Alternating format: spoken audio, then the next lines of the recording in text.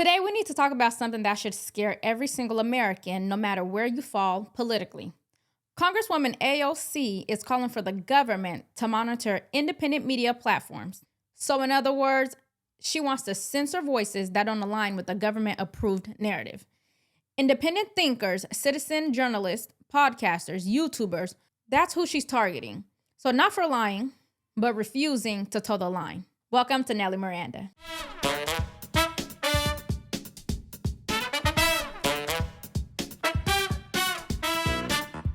I do think that several members of Congress in some of my discussions have brought up media literacy because that is a part of what happened here. And we're going to have to figure out how we rein in our media environment so that you can't just spew disinformation and misinformation. It's one thing to have differing opinions, but it's another thing entirely to just say things that are false. And so that's something that we're looking into. And there it is. That's not about protecting the truth. That's about controlling it.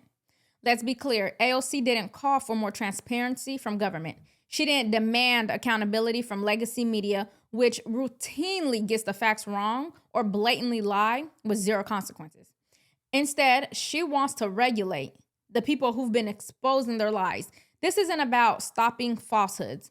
It's about shutting down competition because independent media is winning and politicians like AOC, they're losing the control. They're losing the war on controlling the narrative. She is not worried about actual misinformation. She's worried about unfiltered truth being told by people who don't need permission from CNN or the New York Times.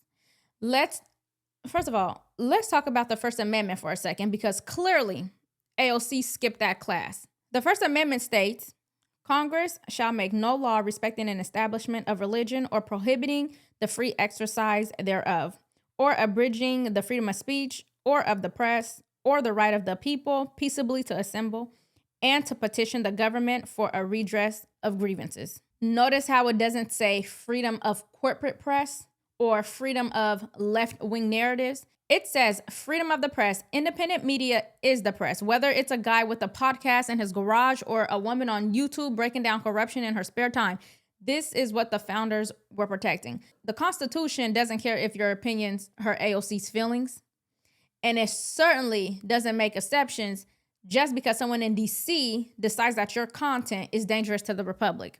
In fact, censoring speech to protect the so-called democracy is exactly how you destroy it. Who gets to decide what's disinformation? Because if we learn anything from the last 5 years, it's this. What the media calls misinformation today often becomes provable fact tomorrow. Because let me remind you, the Hunter Biden laptop was called Russian disinformation until it wasn't. The COVID lab leak theory was banned and censored. Now, even the FBI say it's the most likely scenario. Saying the vaccine didn't stop transmission was labeled false and dangerous. Until the CDC admitted, yep, that's true too. In each case, independent media was ahead of the curve. The mainstream media, big tech, and yes, AOC were behind it, gaslighting the public to protect the establishment. And now she wants to empower the federal government to shut people up. No, thank you. This is not about public safety, but about political safety for people like her. Censorship will help politicians lie without consequence. How many times has the government lied straight to your face? If you like your doctor, you can keep your doctor. We're not sending money to fund gain-of-function research. Inflation is transitory. The border is secure. Trump colluded with Russia. All lies. And if AOC gets her way, calling those lies out would be labeled dangerous. You see the game yet? Censorship doesn't protect the public. It protects power. It protects elected officials who don't want their narratives challenged, their hypocrisy exposed, or their failures broadcasted outside of MSNBC. They don't want the truth. They want control. And independent media has more reach than most cable networks.